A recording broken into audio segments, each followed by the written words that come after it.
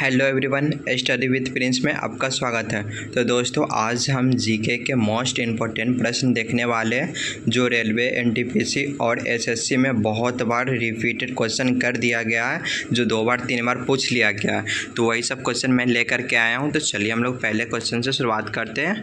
पहला क्वेश्चन ये रहा, भारत के राष्ट्रीय गीत गाने का समय अवधि कितना है। दोस्तों, बहुत इंपॉर्टेंट क्वेश्चन है।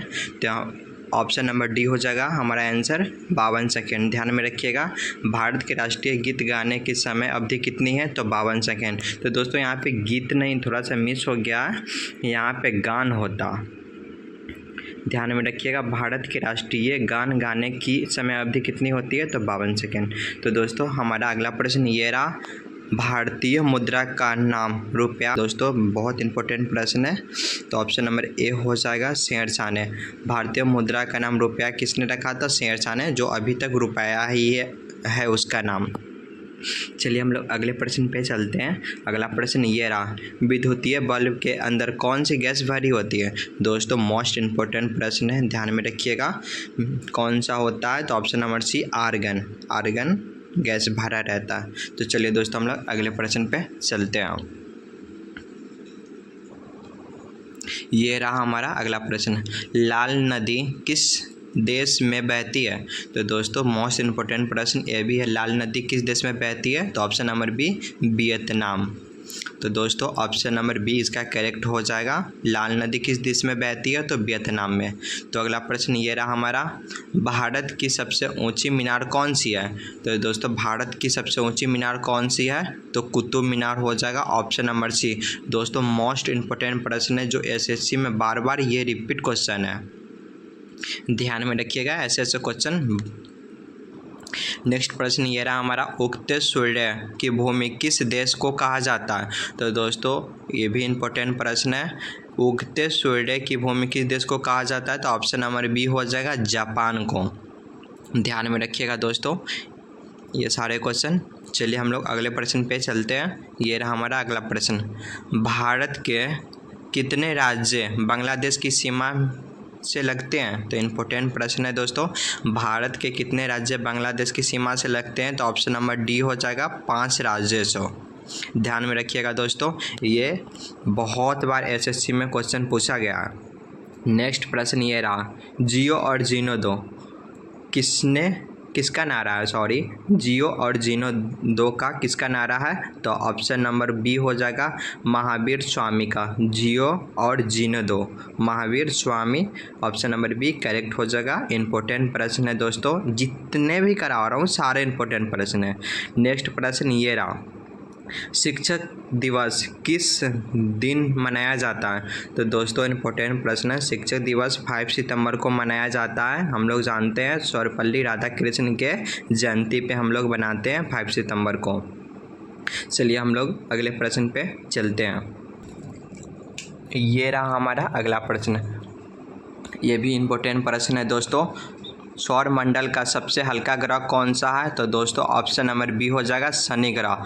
सौर मंडल का जो सबसे हल्का ग्रह होता है ना दोस्तों, उसे शनि ग्रह कहा जाता है। उसके बाद सब शनि ग्रह से भारी होता है ऑप्शन।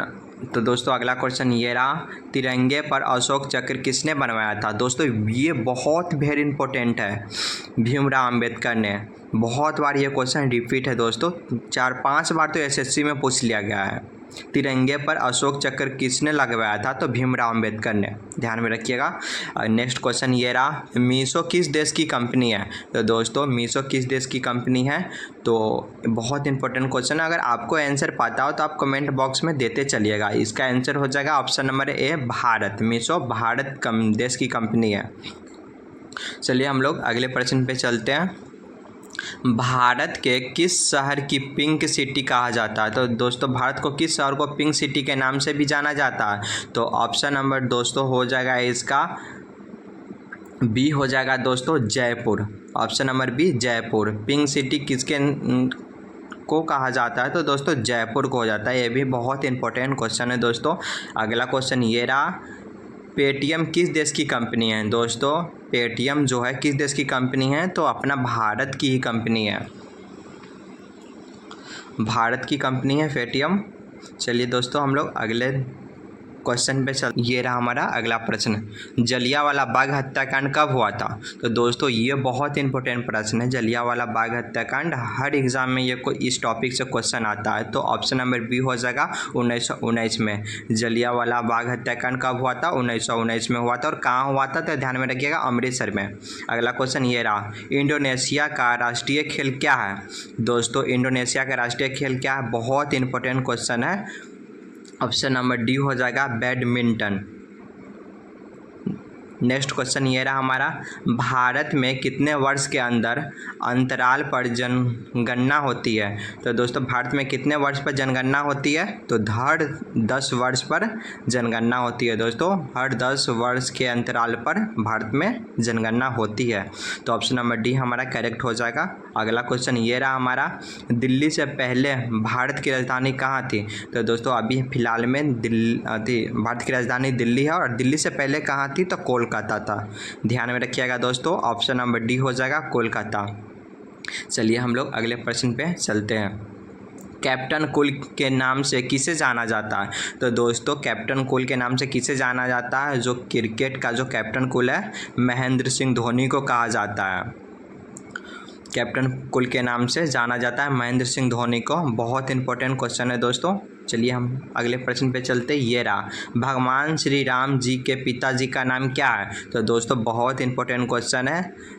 भगवान श्री राम जी के पिता का नाम क्या था? तो दशरथ था। ऑप्शन नंबर डी हो जाएगा दशरथ। चलिए दोस्तों हम लोग अगले प्रश्न पे चलते। ये सारे क्वेश्चन बहुत इंपॉर्टेंट हैं।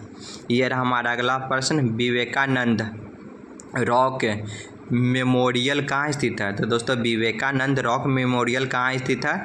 बहुत इंपॉर्टेंट क्वेश्चन है दोस्तों। ऑप्शन नंबर डी हो जाएगा तमिलनाडु में। ध्यान में रखिएगा दोस्तों, तमिलनाडु में।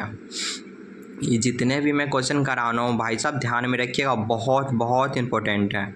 ये रहा हमारा अगला क्वेश्चन, काजीरंगा राष्ट्रीय पार्क कहाँ है? तो काजीरंगा कहाँ है? तो दोस्तों असम में। ऑप्शन नंबर डी, काजीरंगा राष्ट्रीय पार्क कहाँ है? तो असम में। इंपॉर्टेंट क्वेश्चन ये भी है दोस्तों। चलिए हम लोग अगले प्रश्न पे चलते हैं। ये रहा हमारा अगला प्रश्न, गायत्री मंत्र किस पुस्तक से लिया गया है? तो दोस्तों गायत्री मंत्र जो है वो किस पुस्तक से लिया गया है? तो ऑप्शन नंबर ए हो जाएगा ऋग्वेद से लिया गया है। गायत्री मंत्र ऋग्वेद से लिया गया है। चलिए हम लोग अगले प्रश्न पे चलते हैं। ये रहा हमारा अगला प्रश्न, महात्मा गांधी को सर्वप्रथम राष्ट्रपिता किसने कहा था? तो दोस्तों महात्मा गांधी को सर्वप्रथम राष्ट्रपिता कहने वाला व्यक्ति कौन था?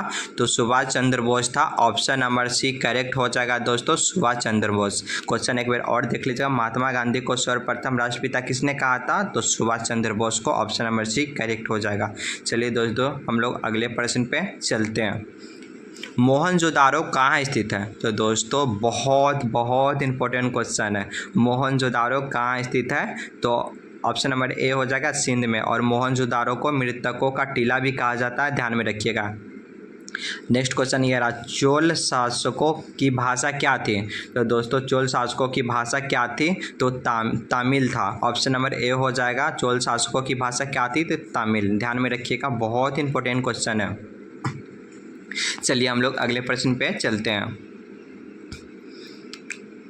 भारत का प्राचीन भाषा कौन सी है? तो दोस्तों भारत का जो प्राचीन भाषा है वो क्या है? तो संस्कृत है। बहुत इंपॉर्टेंट क्वेश्चन है दोस्तों, बहुत बहुत very very important. Option number A हो जाएगा भारत। चलिए हम लोग अगले प्रश्न पे चलते हैं। ये रहा हमारा अगला प्रश्न, मुंबई महानगर का एसटीडी कोड क्या है? तो दोस्तों मुंबई महानगर के एसटीडी कोड क्या है? तो 022 है दोस्तों, ध्यान में रखिएगा। नेक्स्ट क्वेश्चन ये रहा, विश्व का सर्वोच्चतम पर्वत शिखर एवरेस्ट नेपाल के किस नाम से प्रसिद्ध है? तो दोस्तों किस नाम से प्रसिद्ध है बस ये बताना। बहुत इंपॉर्टेंट क्वेश्चन है दोस्तों। तो चलिए इसका आंसर हो जाएगा ए त्रिकुट। ऑप्शन नंबर ए हो जाएगा करेक्ट, त्रिकुट। यहाँ पे मेरा प्रश्न खत्म हो जाता है। अगर आपको ये वीडियो पसंद आया हो और ऐसे जी को आपको देखना पसंद है तो मेरे चैनल को सब्सक्राइब कर लीजिए और वीडियो को लाइक कर दीजिएगा। और आपको कैसा वीडियो लगा कमेंट बॉक्स में ज़रूर बताइएगा।